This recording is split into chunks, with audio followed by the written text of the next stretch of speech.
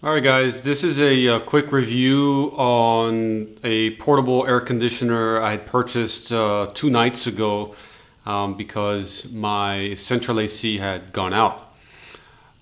This is an LG portable AC, model number LP1415GXR. It's rated for 14,000 BTUs and for a room size of 500 square feet or about 20 by 25. It looks sleek and it fits in right into the furniture of my house, and it's actually really easy to set up. From the time taking it out of the box to actually running it was probably less than 15 minutes, and very easy to set up. It's got multiple window attachments to help it attach easier for different size windows. You can do it horizontally, vertically. So this cost about $500. I purchased the 3-year extended warranty on it. It does come with a 1-year parts and labor warranty, as you can see there. But I've read some reviews that these portable ACs don't always last very long. So this is why I spent the extra 65 bucks and got the extended warranty. Off to the actual unit itself. This louver on top actually opens up. There's your buttons. Very easy to use, very intuitive. There's the remote.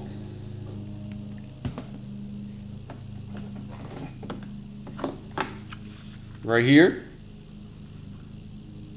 And again, very easy to use.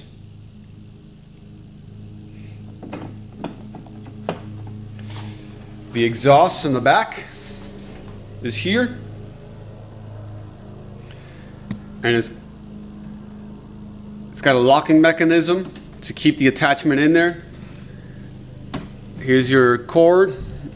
It's got GFCI built into the actual cord. Here's your drain. This is a plug that when it's not attached to the hose, you just put the plug in. Otherwise, the plug comes out and then you attach the hose here. Here's your filter, the air filter here, and then there's another air filter down here. And there's an actual drain right here. Actually, it looks like you can actually drain the entire contents of this thing. Let's see. This sucker is heavy, and so I did not want to lift this thing on my own, but there are some handles here on both sides of the actual unit. What I did notice with this unit is that it does tend to tip forward easily. And I think it's just the design of it. It's very tall and very narrow. But when I'm pushing it around, rolling it around the house to move it from storage to use, I noticed that it wanted to tip over forward. So be careful with that. It does have wheels on the bottom, and the wheel's nice and easy. It does run off of 115 volts. And it does say that it draws only 12 amps. And on the instructions, it recommends a 15 amp outlet. And my bedroom runs on a 15 amp outlet. And this sucker kept on blowing or popping the fuse, the breaker. And I turned everything off inside that room. TV, clocks, phone chargers, all computers. There was no electronics, no lights, no nothing in that room. And it kept on popping that breaker. So I did have to run an extension cord, even though the instructions recommend not to run an extension cord. I ran an extension cord to a hot tub outlet that's in my bathroom, and with some 12 gauge wire. This is 14 gauge wire on this actual AC unit. So I ran some 12 gauge wire from the outlet, the 20 amp outlet in my bathroom, to this 14 gauge wire, and it was on a 20 amp circuit at that time, and then at that time, that's when the AC actually worked and never popped the breaker. Otherwise, on the 15 amp breaker in my room, it actually popped the breaker after about maybe 10 minutes. 10 minutes after the actual compressor being on, it would actually just brown out and then just turn off completely. I'm not sure if it's just the wiring in my house. My house is fairly new. It's only about 5 years old, and never had any electrical problems. So it is a big unit, so I can understand why it needs more power, but to play it safe, I'd highly recommend a 20 amp breaker or circuit if you have one available. Otherwise, you can try your luck on a 15 amp and see how it does. Maybe you have bigger wiring in your place. So here's some of the pieces that it comes with. There's a long attachment of this one for bigger windows. For my particular window, this narrow one is enough. And it slides right in here. And then also, here's the hose attachment. And then this is your exhaust attachment. It's got some notches to fit the hose in, and it slides right in place and it locks into place.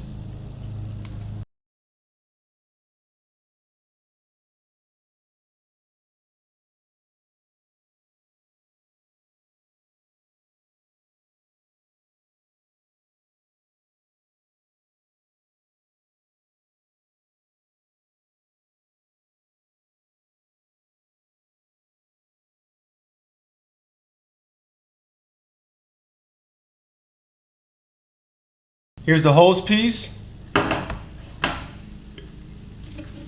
This is your attachment that goes to the actual AC.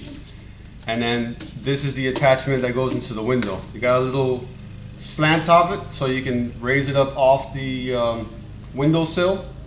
And then here's your little tabs to lock it into the actual frame of the window attachment.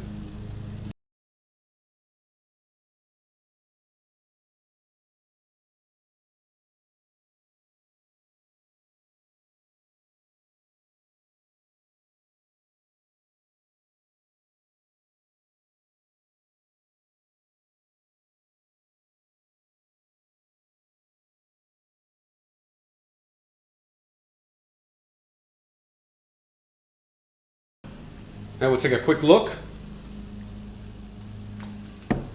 Hose is attached.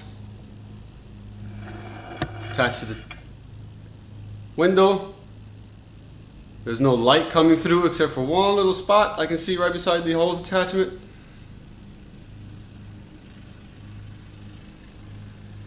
Very easy to set up.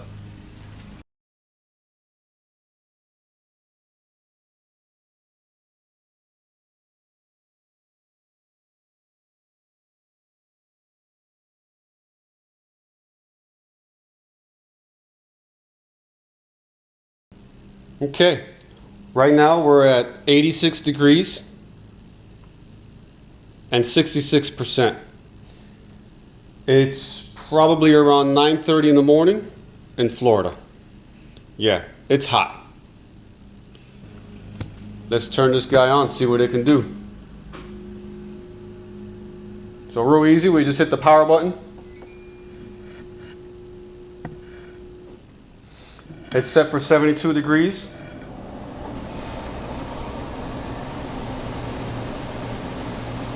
And we're off. You can have a timer. You got modes for cool, fan, and dry. And dry. Dry is just basically a dehumidifier. You got energy saver. Right now I want it cold in here. You have different fan modes. You have a timer you can set.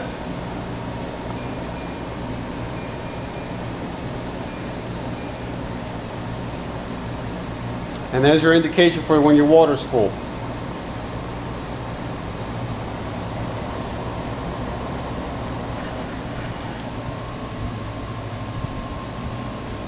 Okay. Here's the remote. there's an option on the remote where you can change the actual reading to Celsius or Fahrenheit. There's your Fahrenheit, Celsius, 22 Celsius, and there's Fahrenheit. You can also make the actual vent swing, and that option is also on the remote. You hit auto swing and it will go up and down and try to spread that cold air around better.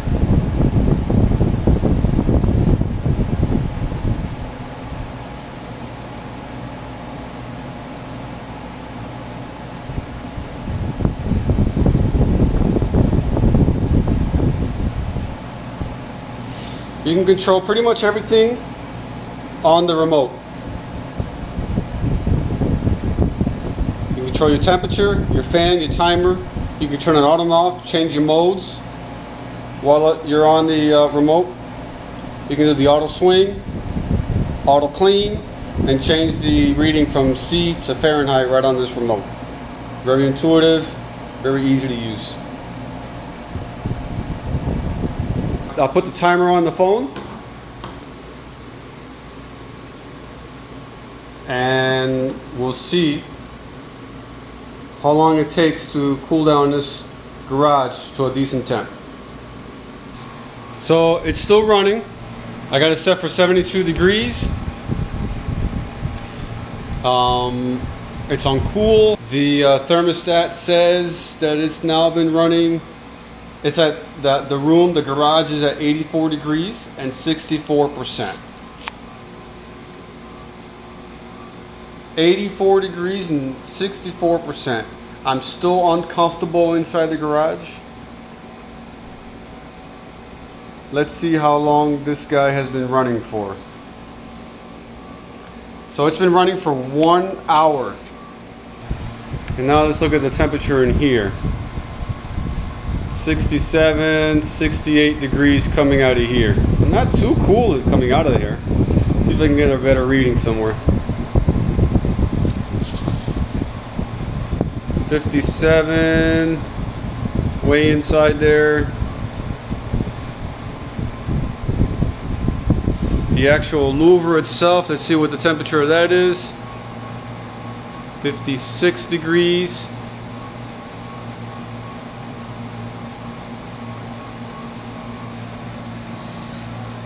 Temperature of the actual pipe here, a whopping 105 degrees.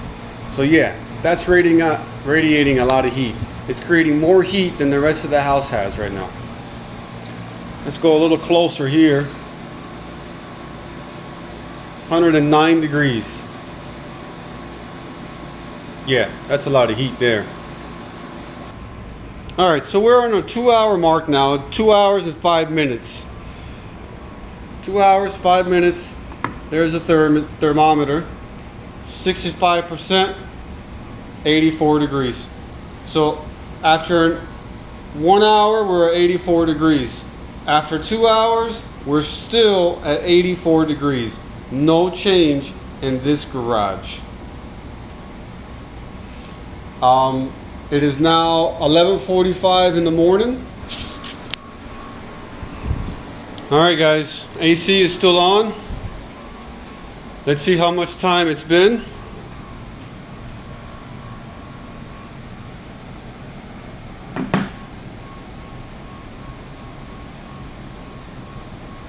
It's been 3 hours and 51 minutes since the AC has been turned on. The temperature is now 85 degrees. It's now 1:30 in the afternoon. Humidity level is 63%, so that's come down a little bit, but the temperature is still the same. It is not cooler in here. I'm still sweating inside this room. And so for me, for now, for my garage, this portable AC does not cool off my 2-car garage that has attic insulation. The garage door is insulated. 14,000 BTU portable AC from LG does not cool off my garage.